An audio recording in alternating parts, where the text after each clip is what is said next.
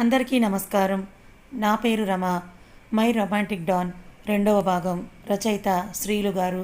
జనని evening లేచి వాళ్ళ అమ్మకి హెల్ప్ చేసి వాళ్ళ నాన్నతో టైం స్పెండ్ చేసి మళ్ళీ మార్నింగే లేవాలని వెళ్ళి కాసేపు క్లాస్ కోసం ప్రిపేర్ అయ్యి రేపన్న నార్మల్గా ఉండాలనుకుంటూ పడుకుంది. మార్నింగ్ లేచిన విక్రాంత్ తన వర్కౌట్ ఫినిష్ చేసుకొని తన రూమ్ బాల్కనీలో నుండి బయటకు చూస్తూ కింద గార్డెన్లో ఉన్న తన చెల్లిని చూశాడు. మొక్కలకు నీళ్లు పెడుతూ వాటితో మాట్లాడుతున్న తనను చూడగానే తనకు చాలా బాధగా అనిపించింది. సారీరా, నా వల్లే నువ్వు అందరిలాగా ఫ్రీగా ఉండలేకపోతున్నావు. నిన్ను ఇంట్లో బందీలాగా చేసి నీ చిన్న చిన్న ఆనందాలన్నీ కూడా లాగేసుకొని నిన్ను బాధ పెడుతున్నాను. ఇంకా నిన్ను బాధ పెట్టుకుని ఉండటానికి ట్రై చేస్తాను అనుకొని వెళ్ళి ఫ్రెష్ అయ్యి టిఫిన్ చేయడానికి కిందకు వచ్చాడు. అప్పుడే లోపలికి వస్తున్న విన్నీని పిలిచి బ్రేక్ఫాస్ట్ చేయడానికి పిలిచాడు. విన్నీ కూడా వాళ్ళ అన్నను విష్ చేసి నీకోసమే వస్తున్నా అన్నయ్య, ఈ లోపు నువ్వే వచ్చావు అని తను కూడా తినటానికి కూర్చుంది.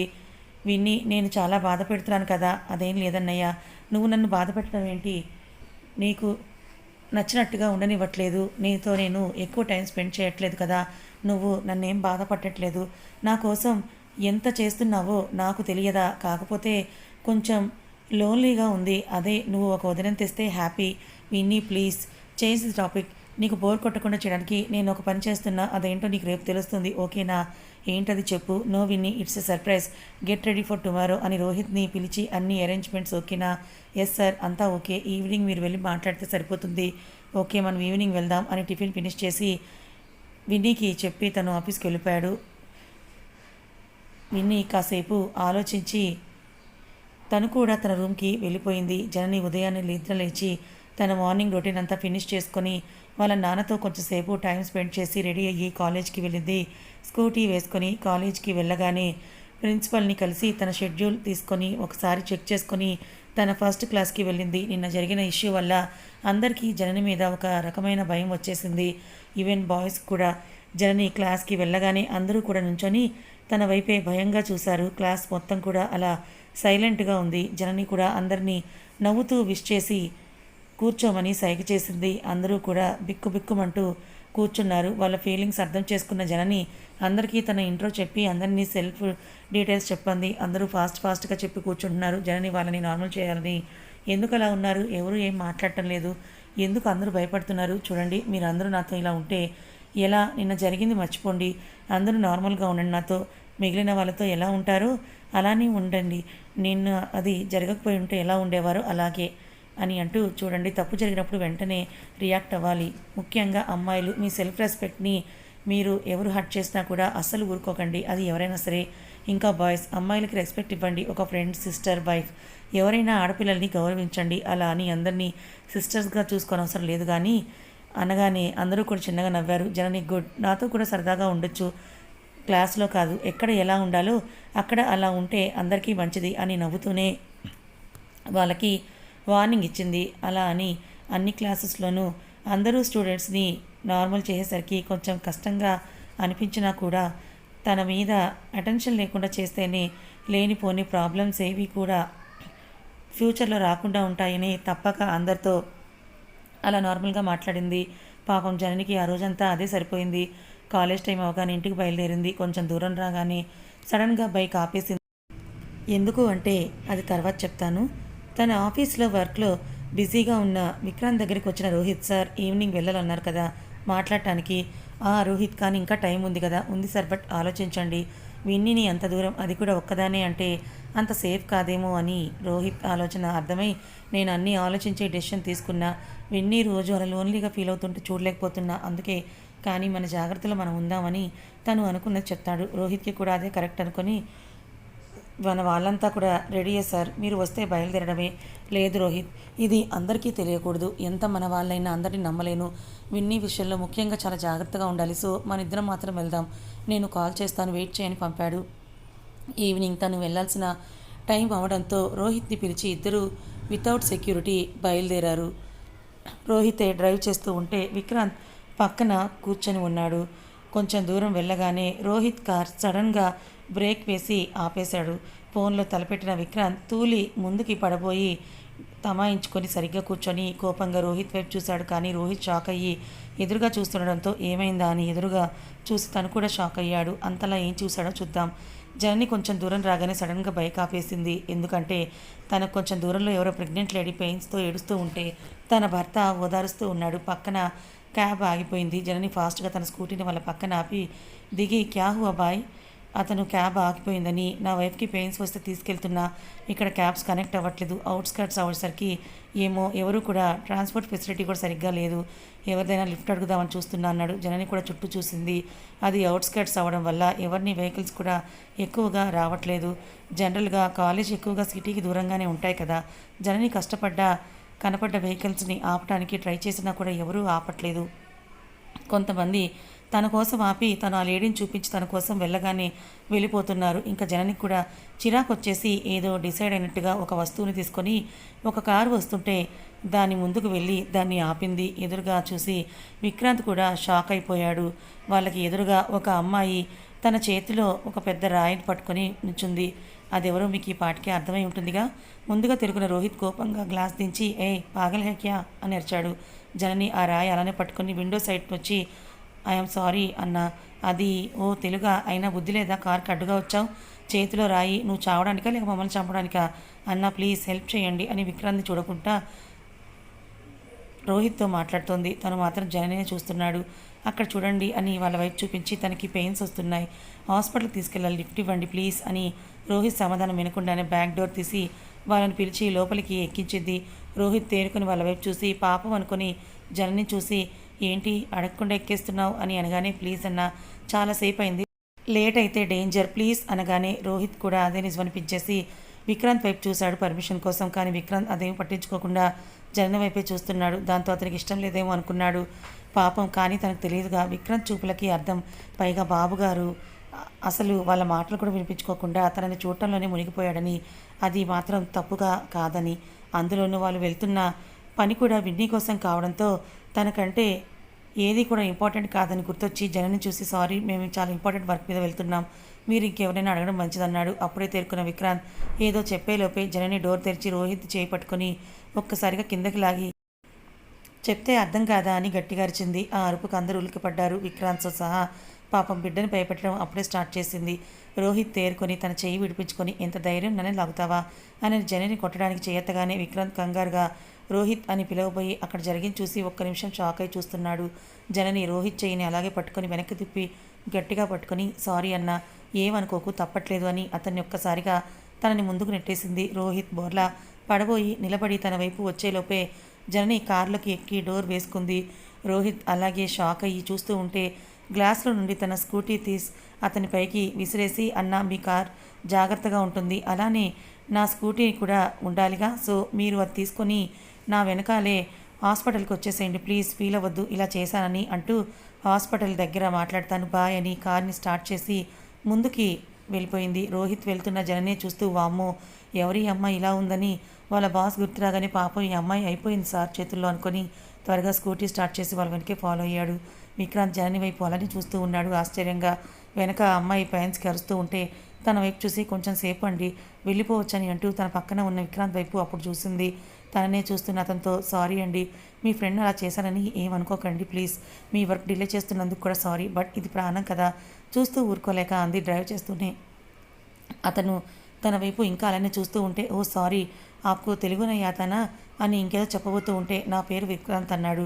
జనని షాక్ అయ్యి సారీ విక్కీ గారు, నా వల్ల మీ పని ఆగింది కదా, ఇట్స్ ఓకే, నేను పర్లేదని చెప్పేలోపే మీ ఇద్దరు ఏదేదో చేసేశారు అని స్మైల్ ఇచ్చేశాడు. విక్కీ అని పిలిచినందుకు అతనికి చాలా హ్యాపీగా అనిపించింది. జనని తన వైపు అలానే చూసి తను కూడా నవ్వేసింది. ఈలోపే హాస్పిటల్ రావడంతో కార్ పార్కింగ్ చేస్తూ ఫాస్ట్గా లోపలికి పరిగెత్తుకుంటూ వెళ్ళి ఆమెను తీసుకుని వెళ్ళారు. విక్రాంత్ని గుర్తుపట్టిన డాక్టర్ తన దగ్గరకు వచ్చి మాట్లాడి వెంటనే ఆ పేషెంట్ని రూమ్లోకి తీసుకుని వెళ్ళారు. జనని ఆ అమ్మాయి భర్తకి ధైర్యం చెప్తూ ఉంది. విక్రాంత్ మాత్రం జనని అలానే చూస్తూ ఉన్నాడు. ఇంతలో రోహిత్ వచ్చి సారీ బాస్, ఆ మెంటల్ పిల్ల వల్ల మీ పని ఆగిపోయింది, రాక్షసి ఎంత గట్టిగా పట్టుకుందో అని తన చెయ్యి చూసుకుని తనని ఏం చేద్దాం, అస్సలు వదలకూడదు, తన మీద రివెంజ్ తెచ్చుకోవాలని తన వైపు చూసేసరికి అతను నవ్వుతూ జననినే చూస్తూ ఉన్నాడు. రోహిత్ కదిలించేసరికి వదిలే రోహిత్ పాపం మంచి అమ్మాయిలా ఉంది, ఎవరో తెలియని వాళ్ళ కోసం ఇంకొకరిని ఎదిరించింది. రోహిత్ షాక్ అయ్యి బాస్ ఇది మీరేనా, ఒక అమ్మాయి అది విన్నీ గురించి కాకుండా ఇంత పాజిటివ్గా మాట్లాడుతున్నారు. విక్రాంత్ నవ్వి నేను సరే తీసుకెళ్దాంలే అని లోపే నువ్వు కుదరదు అన్నావు, తను అంత వైలెంట్గా రియాక్ట్ అవుతుందని నాకేం తెలుసు, పాపం బాగా తగిలినట్టుందిగా నీకు అన్నాడు నవ్వాపుకుంటూ. రోహిత్ కూడా నిజమే బాస్, విన్నీకి సంబంధించింది కదా వర్క్ అని నేను అలా అన్నాను. రాకాసులా మారుతుందని నాకేం తెలుసు, ఎవరు చేసుకుంటాడో కానీ తన దెబ్బకు పారిపోతాడు. విక్రాంత్ నవ్వి తన వైపు చూస్తూ ఎవరో ఆ అదృష్టవంతుడు అని అనుకుంటాడు. బాస్ ఇంకా వెళ్దాం, వాళ్ళు మన కోసం వెయిట్ చేస్తూ ఉంటారు. ఆల్రెడీ కాల్ చేశాను, కొంచెం లేట్ అవుతుందని వాళ్ళు ఉంటామన్నారు మన కోసం. వెళ్దాం ఇక్కడి నుంచి పని అయిపోగానే అని వాళ్ళ దగ్గరికి వెళ్ళాడు. జనని విక్రాంత్ని చూసి థ్యాంక్స్ విక్కీ గారు అని తన వైపే కోపంగా చూస్తున్న రోహిత్ని చూసి తనకి కార్ కీస్ ఇచ్చి థ్యాంక్స్ అన్న, మీకు కూడా నా బైక్ జాగ్రత్తగా తీసుకొచ్చినందుకు అనగానే విక్కీ వెంటనే నవ్వాడు. రోహిత్ కోపంగా కార్ కీస్ తీసుకొని తన స్కూటీ కీస్ ఇచ్చేసి సారీ చెప్పవా మరి. జనని చిన్నగా నవ్వి సారీ అలా చేసినందుకు, అప్పటికే చాలాసేపు వెయిట్ చేసాం, ఇంకా లేట్ అయితే ప్రమాదం అని అలా చేశారు, రియల్లీ సారీ, ఇంకా మీరు వెళ్ళండి, ఏదో అర్జెంట్ వర్క్ అన్నారుగా. ఈలోపు డాక్టర్ లోపల నుండి వచ్చి వాళ్ళతో ప్రాబ్లం ఏం లేదు, నార్మల్ డెలివరీ అయ్యింది, పాప పుట్టింది, ఇద్దరు సేఫ్ ఇన్ టైంలో తీసుకొచ్చారు, బేబీని బాత్కి తీసుకెళ్లారు, పేషెంట్ని రూమ్కి షిఫ్ట్ చేశాక చూడండి అని విక్రాంత్ వైపు చూసి నవ్వి వెళ్ళిపోయాడు. ఆ అమ్మాయి హస్బెండ్ జనని చేతులు పట్టుకొని థ్యాంక్స్ చెప్పాడు. నీ వల్లేమా ఇదంతా, లేకపోతే తలుచుకోవడానికి భయంగా ఉంది అని విక్రాంత్కి కూడా థ్యాంక్స్ చెప్తాడు. ఇంతలో నర్స్ పాపని తీసుకుని రావడంతో పాపను చూసిన జననికి చాలా హ్యాపీగా అనిపించింది. తనని చేతుల్లోకి తీసుకొని చూస్తుంటే విక్కీకి జనని చాలా నచ్చుతుంది. ఇంతలో రోహిత్కి కాల్ రావడంతో విక్కీని పిలిచి సార్ వెళ్దాం వాళ్ళు కాల్ చేస్తున్నారు అనగానే జనని చూసి పాపం తను ఒంటరిగా ఎలా వెళ్తుంది, చీకటి పడింది కదా. రోహిత్ నవ్వుతూ తనకు ఆ భయం లేదు సార్, ఉంటే తనని కదిలించేవాళ్ళు భయపడాలి, తను కాదు, చూశారుగా నన్నే ఎలా ఉమెన్ హ్యాండ్లింగ్ చేసిందో, తను చాలా స్ట్రాంగ్ అనుకుంటూ పర్లేదు సార్ మనం వెళ్దాం, నిజమే మంచి ఫైర్ బ్రాండే అనుకొని సరే చెప్పి వెళ్దాం తనకి అని జనని దగ్గరికి వెళ్ళి ఎక్స్క్యూజ్ మీ అని జనని చూడగానే మాకు చిన్న పని ఉంది ఇంకా బయలుదేరుతాం, మీరు జాగ్రత్తగా వెళ్ళండి ఇంటికి, and nice to meeting you అన్నాడు. జనని అతనితో పర్లేదండి మీకే థ్యాంక్స్ చెప్పాలి, మిమ్మల్ని చాలా ఇబ్బంది పెట్టాను, మీరు వెళ్ళే పని బాగా జరుగుతుందని బాయ్ విక్కీ గారు అంది. విక్కీ అతని వైపు చూసి మీకు ఇక్కడ ఏ ఇబ్బంది ఉండదు, నేను డాక్టర్తో మాట్లాడాను, మీరు మనీ పే చేయాల్సిన అవసరం కూడా లేదు అనగానే జనని ఇంకా అతను ఆశ్చర్యంగా అలాగే చూశారు తన వైపు. వాళ్ళని అర్థం చేసుకొని ఇది మా ఫ్రెండ్ హాస్పిటల్ అని చెప్పి వాళ్ళకి బాయ్ చెప్పేసి వెళ్ళిపోయాడు. జనని వెళ్తున్న అతని వైపే చూస్తూ బేబీ ఏడవడంతో తేరుకొని ఆ అమ్మాయిని రూమ్కి షిఫ్ట్ చేయగానే కాసేపు ఉండి తను కూడా లేట్ అవుతోందని తన ఇంటికి బయలుదేరింది. విక్రాంత్ బయలుదేరి కొంచెం దూరం రాగానే సడన్గా ఓ నో అని అన్నాడు. రోహిత్ భయపడిపోయి ఏమైంది సార్ అని అన్నాడు. మనం తన పేరు కూడా తెలుసుకోలేదు రోహిత్ అని అన్నాడు విక్రమ్. ఎవరి పేరు సార్? అదే రోహిత్, ఆ ఫైర్ బ్రాండ్ది. ఓ తనదా, పర్లేదు సార్, మళ్ళీ కనిపిస్తే అడుగుదాం. విక్రాంత్ వెంటనే మళ్ళీ కనిపిస్తుందంటావా? రోహిత్ కొంచెం విచిత్రంగా చూసి సార్ మీరు ఎందుకు ఆ అమ్మాయి గురించి అంత ఇంట్రెస్ట్ చూపిస్తున్నారు, మీరు విన్నీతో తప్ప అంత నార్మల్గా ఏ అమ్మాయితో మాట్లాడడం నేను చూడలేదు, ఈమెతో తప్ప సార్ విషయం అన్నాడు నవ్వుతూ. రోహిత్ చాలా రోజుల నుండి తెలుసు కాబట్టి తనకి విక్కీతో విన్నీతో అంత చనువుంది. అతను అలా అనగానే విక్కీ అలాంటిది ఏం లేదు రోహిత్, కనీసం తన పేరు కూడా తెలుసుకోలేదు అంతే అని నార్మల్గా కూర్చున్నాడు. రోహిత్ నవ్వుతూ ఓ అంతేనా, నేను ఇంకా విన్నీ కోరిక తీరుతుందేమో అనుకున్నా అన్నాడు చిన్నగా నవ్వుతూ. విక్కీ అతని వైపు చూసి మళ్ళీ నార్మల్గా అయిపోయాడు. తన బ్రెయిన్లో ఏం రన్ అవుతుందో తనకే తెలియాలి. విక్కీ వాళ్ళు వెళ్ళాల్సిన ప్లేస్ రావడంతో వాళ్ళు వెళ్ళిపోయారు. జనని బయలుదేరి ఇంటికి వెళ్ళేసరికి వాళ్ళ పేరెంట్స్ కంగారుగా వెయిట్ చేస్తూ ఉన్నారు తన కోసం.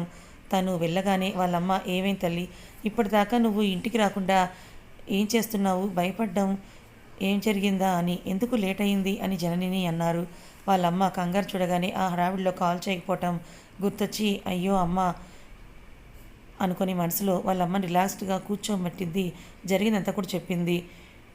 తను చేసే బీభత్సం గురించి తప్ప. అవును, అవి చెప్తే అమ్మలు కాస్త అమ్మోర్లు అవుతారు కదా, అందుకు ముందు వాళ్ళమ్మ భయపడ్డా చేసింది మంచి పని అనుకుని సైలెంట్ అయ్యి జననితో జాగ్రత్త జనని, అనవసరమైన వాటిని పట్టించుకొని కొత్త ప్రాబ్లమ్స్ తెచ్చుకోకు, మన పరిస్థితి నీకు తెలుసు కదా. వాళ్ళ అమ్మ ఎందుకు చెప్తుందో అర్థమైన జనని సరే అమ్మ అని వెళ్ళింది. ఫ్రెష్ అయ్యి వచ్చి కూర్చున్న జననికి సడన్గా విక్కీ గుర్తొచ్చాడు. ఇవాళ జరిగిందంతా గుర్తుకు రాగానే తనలో తన చిన్నగా నవ్వుకొని తన వర్క్లో పడిపోయింది. వెళ్ళిన పని కంప్లీట్ చేసుకొని ఇంటికి వచ్చిన విక్రాంత్ హ్యాపీగా విన్నీ దగ్గరికి వచ్చాడు. విన్నీ తన కోసమే వెయిట్ చేస్తూ హాల్లో కూర్చొని టీవీ చూస్తోంది. విక్కీ రాగానే తనని హక్ చేసుకుని హౌ వాజ్ యువర్ డే అన్నయ్య అంది. తనకి వెంటనే జనని గుర్తొచ్చింది. చిన్నగా నవ్వి బాగుందిరా, మరి నువ్వు? నాదే ఉంది, రొటీన్ డేనే కదా, సో డైలీలానే ఉంది. విక్కీ కొంచెం బాధగా అనిపించినా వెంటనే నార్మల్ అయిపోయి తన్ని సోఫాలో కూర్చోపెట్టి పక్కనే కూర్చొని నీకు ఇంకా బోర్గా ఉండదు, నీకు సర్ప్రైజ్ అని చెప్పాను కదా అని రోహిత్ని పిలిచి విన్నీ చేతికి ఒకటి ఇచ్చాడు. అదేంటో తర్వాత చెప్తాను. ఒకవేళ మీకు తెలిస్తే గెస్ చేయండి. అవి చూడగానే ముందు షాక్ అయినా ఆ తర్వాత నమ్మలేక వాళ్ళ అన్న వైపు చూసింది. విక్కీ తనని అర్థం చేసుకొని నీకోసం ఏమైనా చేస్తానురా, నీకన్నా నాకు ఏది ఎక్కువ కాదు. విన్ని తనని హక్ చేసుకొని థ్యాంక్స్ అన్నయ్య, ఏం చెప్పాలో కూడా తెలియటం లేదు అని సడన్గా అతనికి దూరం జరిగి నీకేం ప్రాబ్లం లేదుగా, అదేం లేదురా, మిగిలినంతా నేను చూసుకుంటాను కదా, నువ్వు హ్యాపీగా ఉండు అని తన నుదుటిపైన కిస్ చేసి రోహిత్కి కూడా థ్యాంక్స్ చెప్పింది. తర్వాత భోజనాలు అయ్యాక విక్కీ తన రూమ్లో కూర్చొని జనని గురించి ఆలోచిస్తున్నాడు. తను విక్కీ గారు అనడం గుర్తు రాగానే తెలియకుండానే పెదవుల మీద చిన్న చిరునవ్వు వచ్చింది. కనీసం తన పేరు కూడా తెలియదు. ఎవరో తెలియని వాళ్ళ కోసం ఏమీ ఆలోచించకుండా మమ్మల్ని ఎదిరించింది. ఇంకా సొంత వాళ్ళ కోసం ఎంత చేస్తుందో అనుకోగానే తను మొన్న విన్నీతో అన్న మాటలు గుర్తొచ్చాయి. నన్ను కూడా ఎదిరించే ధైర్యం ఉండాలి అన్నాడు కదా. రోహిత్తో గొడవ పడటం గుర్తు రాగానే అప్రయత్నంగా తన నోటి నుండి ఫైర్ బ్రాండ్ అని వచ్చింది. తన గురించి ఎందుకు ఆలోచిస్తున్నా అనుకొని మళ్ళీ తనే షీ ఈజ్ సంథింగ్ స్పెషల్ అనుకొని తర్వాత ఉదయం తన వర్క్ గుర్తుకు వచ్చి పడుకున్నాడు. జనని ఆ రోజు నుండి క్లాస్ చెప్పాల్సి ఉండడంతో నైట్ కొంచెం ప్రిపేర్ అయ్యి మార్నింగ్ ఎర్లీగా లేచి ప్రిపేర్ అవుతోంది. అవగానే డైలీలానే వాళ్ళ అమ్మకి హెల్ప్ చేసి రెడీ అయ్యి కాలేజ్కి వెళ్ళిపోయింది. కథ ఇంకా ఉంది. విక్కీ విన్నీకి ఇస్తున్న సర్ప్రైజ్ ఏంటి, మీకేమైనా తెలుసా? తెలిస్తే తప్పకుండా కమెంట్ చేయండి. మరి జనని విక్కీల రెండో కలయిక ఎలా జరగబోతోంది? మరి జనని ఎవరో తెలియకుండానే విక్కీతో తన మనసులో స్థానం ఏర్పరచుకుంది. మరి విక్కీ డాన్ అని జననికి తెలుసా లేదా? మరి విక్కీ తనని నిజంగా ప్రేమిస్తున్నాడా? ప్రేమిస్తే ఆ ప్రేమని మరి జనని ఎలా రియాక్ట్ అవుతుంది తెలుసుకోవాలనుకుంటే ఛానల్ని ఫాలో అవ్వండి. కథ నచ్చితే లైక్ చేయండి, మరికొంతమందికి షేర్ చేయండి. ఇలాంటి మరిన్ని మంచి కథల కోసం ఛానల్ని సబ్స్క్రైబ్ చేసుకోండి.